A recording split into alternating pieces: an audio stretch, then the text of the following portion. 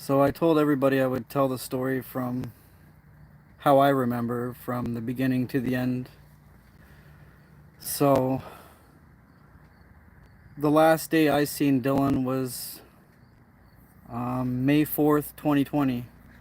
And we had him at my mom's house due to the no contact order. Um, I remember that day so well. We were playing games and everything was going good. And then I remember the grandmother picking him up, and that was when I told her that I didn't want my son over at her place due to COVID-19 and the things that are happening. I was stressed out. So I told her, I don't want my son at your place. I'd also told Ashley that.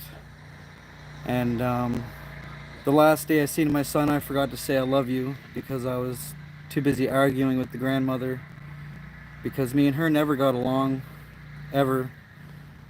And I was too busy putting the car seat away and bickering with her, and I forgot to say I love you, and that'll stick with me the rest of my life.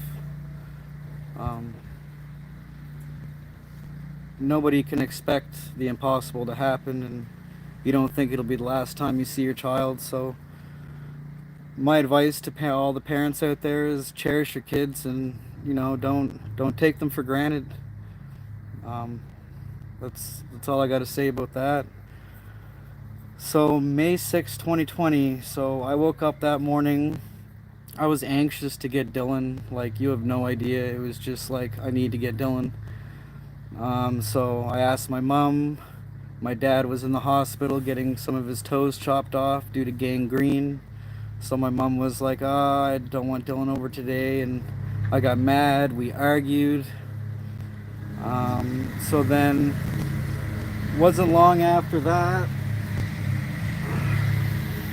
I started talking to victim services, and I was talking to their counselor for a good over an hour, at least over an hour, almost 2 hours. And then after I was done talking to them, I went and spoke to my mom. I was like, Mom, let's go get Dylan. And finally she had agreed, and we got ready, and we got our stuff together, and I drove. We took my mom's car, and my story never changes. We stopped at Needs. I grabbed a pack of smokes and a can of Pepsi, and we started to drive towards Elizabeth Street, towards the grandmother's, because I figured she wasn't answering all day. So I figured, I'll check her place, and then we'll check Ashley's, because Dorothy's house is closer. So for us to go to Dorothy's, it would make more sense. And then after Dorothy's, we would go to Ashley's. And we arrived to, well, we go over the train tracks, and you can see Dorothy's house, and I see a cop car sitting there. So I'm like, never really thought nothing of it. And so we pull onto Elizabeth Street, pull into the driveway, and the cop's just standing there. So I get out of the car, and I remember I put my hands up. I'm like, I'm not here to see Ashley. I'm not here to break, what's the word for it? We had a no contact order, so I didn't want to break any conditions. And so I said, hi, I'm just here to pick up my son Dylan. And it was a female officer, and she said, are you Jason Ehler? I was like, yes. Are you Dylan's father? I said, yes. And then that's when she told me my son was missing. I remember dropping to the ground to my knees. I remember Elaine, Ashley's father's girlfriend, trying to catch me. I went limp. I fell. I went into shock. And that's when that panic started setting in, that panic that you guys never want to feel. You might feel it if you lost your child at a mall, or just lost sight of him for a minute. You get that panic. It's a very hard feeling to go through. I remember my parents getting out of the car. Sorry, my mom and my sister. And Dorothy was up in the window, and my mom said, where were you when Dylan went missing? And the response was from Dorothy, the grandmother, "Get the fuck off my property. You're not welcome here." And that's to my 67-year-old mom, right? So, she's not a young lady. There was no reason for the foul language, and considering we had just learned that Dylan was missing, it was probably the wrong approach. But they started arguing. I told everybody to shut up. Dylan's missing. Who gives a shit about your guys' feelings right now? And I remember saying it. And that's when the cops pulled my mom to the side and explained to them what was going on. And I was out there. I was out to lunch. I remember Ashley wasn't there. She was at a friend's house. Norman was there, so I mentioned to the cop, I was like, "Can Norman go get Ashley? Can I go get Ashley? Can I drive down and get her?" And they told me I couldn't because, well, obviously I wasn't in the shape for driving. They wouldn't let Norman at first, but I argued and I argued and I argued. His mom needs to be here. I don't, I'm going to bitch and complain until she's here, because to me, she deserves to be there. She deserves to know. So eventually the cop was like, "Go ahead, Norman, go get Ashley." And when Norman went to pick up Ashley, he actually drove past the house the first time because he's never been there. And Ashley had noticed, and she was like, "Why is my dad here?" So he turns around and pulls into the driveway, and Ashley's all confused, and Norman's like, "Get into the car, we need to go. I'll explain on the way." She gets in, and he breaks the news to her, and panic started setting in for her too. The whole way home, she told me, "Dylan's going to be found. Dylan's going to be found." Kids run off all the time, and they're always found. That's just how it works. They're always found. And I remember Ashley finally arriving to her mom's house on Elizabeth Street, where Dylan went missing. And I said that, we kissed, we hugged, we cried. I said they haven't found him yet. And I don't remember search and rescue being there at that point. There was only one cop there. So you got to remember, I showed up 2.5 hours after my son went missing. So by the time Ashley got there, it must have been 3 hours since he's been missing, and there was just no search and rescue. There were not many cops. I actually got mad. I was like, "Where's everybody at?"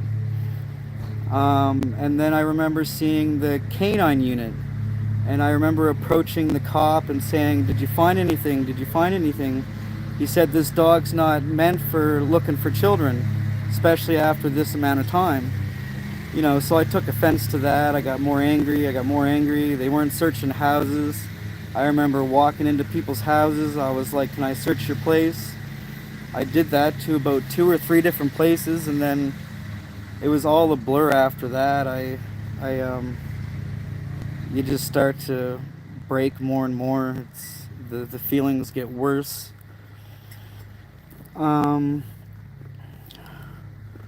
Then it's all pretty well a blur. My brother showed up. Parents, family members started showing up a little bit. You got to remember, COVID-19 had just started. There was no such thing as the bubble yet. There was a point where I remember, like, we're going to skip time because I don't remember everything. I remember there was a time where Dorothy said to Norman Brown or Ashley that a psychic medium told her to go to the brook with her puppy and search. And I remember Dorothy just disappearing and searching. I remember Norman telling me that. Not saying that's a weird coincidence, but she was definitely at the brook after he went missing. I remember, it's hard to remember everything. I remember a lot of people around, starting to pick up. I noticed the fire department. I noticed search and rescue eventually. I noticed the helicopter just real low. Just, it's tough to remember. We're talking 4 years ago, and it's all a blur.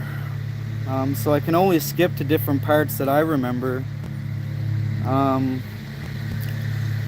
I remember through that evening, I remember Ashley crying herself to sleep. I was right there. She literally cried herself to sleep. And I remember the grandmother playing a video game on Facebook. I remember that going on for a while. And then I remember myself sitting at the window, and I don't think I took my eyes off the window. And I remember wondering how you can focus on a video game. I remember thinking that, like, how can you focus on a video game after losing your grandchild? But, that was besides the point. I was mad at her anyway because he wasn't supposed to be there, and how do you lose a 3-year-old child? So I wasn't too happy with her to begin with. I remember 3 a.m. rolled around. She was still on the video game. I snuck out and I went and searched. I remember going down to the baseball field. I remember them saying that Halifax Search and Rescue had just arrived, and the cop said, "You need to go back home. You're in shock. And if we need vital information from you, we don't want to have to look for you." So they made me go home once again. I remember seeing my brother for a split second. He searched for 3-4 days straight without sleep. It was chaos, I remember chaos. I remember the cops, all chaos. It's like they didn't know what they were doing. I remember... Okay, I'll go back to day one again. Instead of 3 a.m., I remember the cops coming with pictures of Dylan's boots. Or no, that was in the morning, so we'll skip that. I remember seeing the boots, something about the boots on social media, on the news. Something like they found them or something like that. And I remember my older sister, Kathy, she got so mad because it shouldn't have been on social media. We hadn't known about it yet, so it's like, what was found? We didn't know. So I lost my train of thought. So we got to 3 in the morning. I remember not going to sleep that night. When I was made to go back home, I remember seeing the train going with all the equipment, because we just had the mass shooting in Nova Scotia. We live in the same community, so we had Gabriel Wortman go around and shoot 22, 23 people, and that was scary enough. They didn't use their alert systems. They didn't do anything. That's its own sad story. And I remember watching the train go, and I remember the cops saying that they're all alerted to watch for a small toddler on the tracks, to check all their cargo, to check everything. I remember search and rescue going with their heat signature guns and stuff like that. Now you gotta remember, in May it was chilly that night, so that was another panic that was going through me. It's nighttime. He had probably peed himself. You just go through the worst. Try not to cry. You try not to. You think about the worst, and it destroys you. But so they were going with their guns. Their heat signature guns, and what I've learned now is that when Dylan was out that night, most likely he was really cold, and 9 times out of 10 the heat signature gun's not going to pick him up. And those are the facts. So And search and rescue was over 3.5 hours late. It took 2 hours and 48 minutes to relay to the EMO that a child was missing. So it took cops almost 3 hours to relay information to EMO, which is a very important piece of a missing child that sends out the alert system. And we had a non-intrusive alert that day. And since Dylan's been missing, they have a vulnerable person alert, and that was done because of my son. Ever since he went missing, they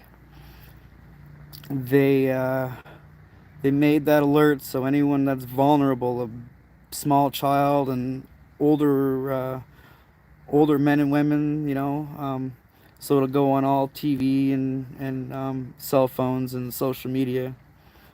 So there's been some changes, but for day two, I'm getting all dry talking about it. It's really hard to talk about this stuff. You have no idea. So, um, day two, everyone woke up. Chief McNeil showed up, showed Ashley and the grandmother photos of the boots, and they both agreed that they were Dylan's boots. They both said yes, they're Dylan's boots. And I looked, but I couldn't say, for sure or not. They were bought on Easter. I don't know what his boots look like. Last thing I was worried about was a pair of boots. I wasn't even there when he went missing, so I don't know what boots he had on. I don't even know if he had the jacket and the pants and all this stuff that they say. I have no idea. I can only go by what they say because I wasn't there. I didn't dress him that morning. I remember we left for a minute to go home and probably break down. I remember going home and bawling, and I remember punching the floor till my knuckles were shooting out blood. Just the anger and I let it all out. I remember my best friend showing up after we went back to the grandmother's. And my best friend Jeremy, he even made a statement about it. He walked up the stairs, he seen the grandmother, Dorothy, and he had said, "Where's Jason?" And Dorothy said, or no, I was back by then, so I was back. But anyway, Dorothy told my best friend, Jason, he's upstairs, he should be out looking for his kid. And my friend Jeremy McDonald thought that was the most horrible thing to say at that moment in time. Like, how does one that just lost a child say to the father behind his back he should be out looking for his child, like in this, attitude?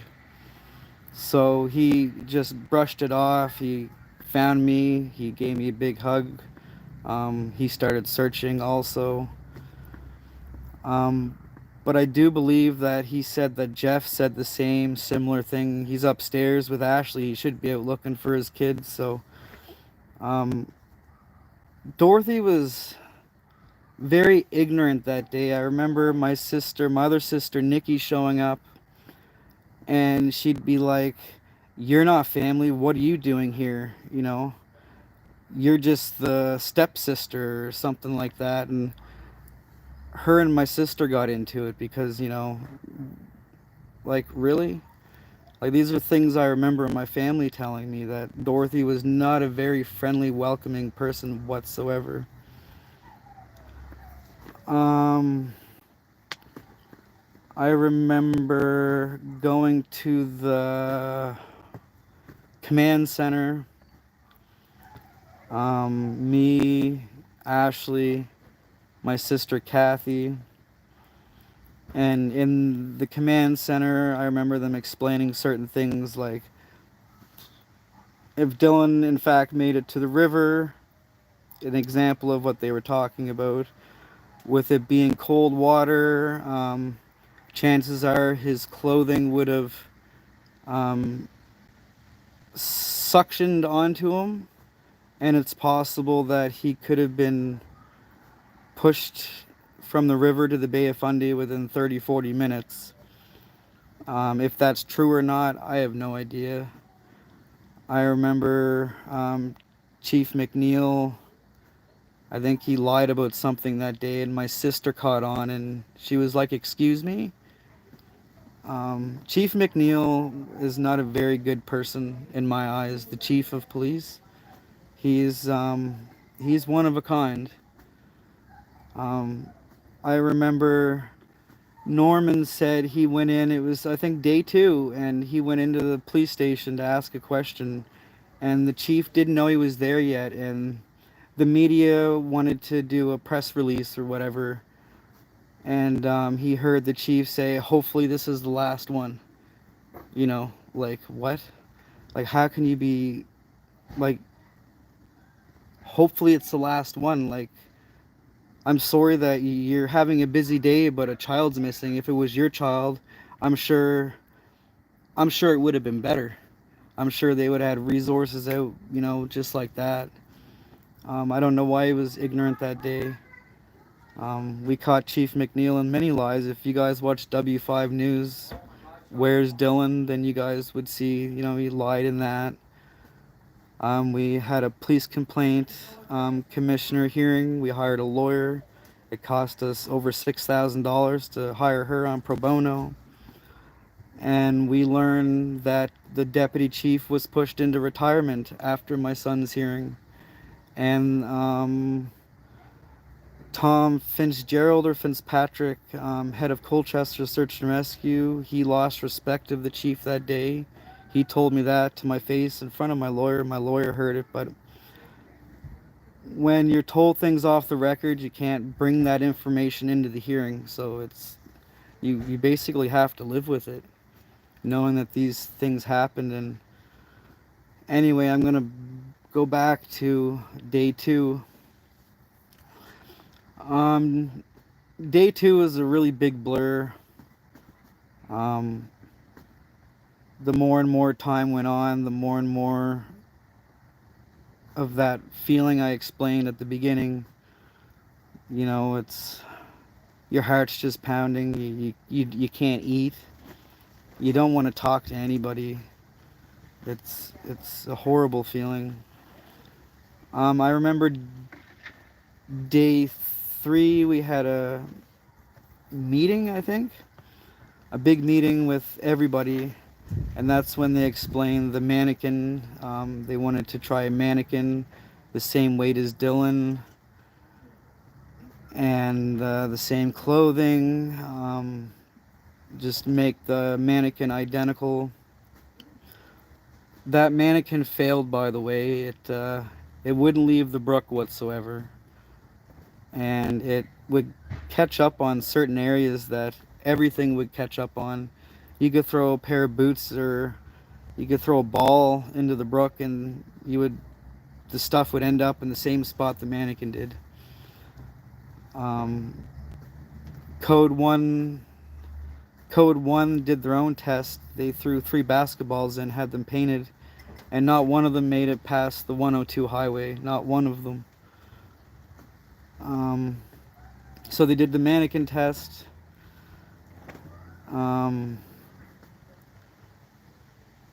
going to leave it at the mannequin test because I'm forgetting things, and if I just take a break and make a part 2 of this, then that would be easier for me, because it's hard to talk about this.